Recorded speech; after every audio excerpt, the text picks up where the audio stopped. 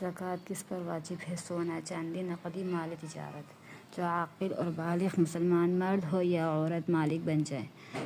Number 1 7.5 تولہ 87 gram سونے gold کا یا۔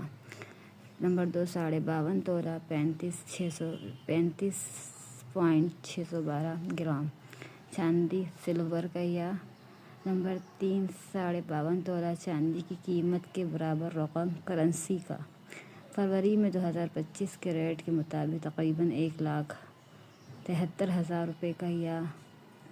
نمبر 4 52.5 تولہ چاندی کی قیمت کے برابر والے تجارت کا مال۔ تجارت سے مراد وہ چیز جیسے آگے فروخت کی نیت سے خریدا ہو یا نیت ابھی تک باقی ہو یا۔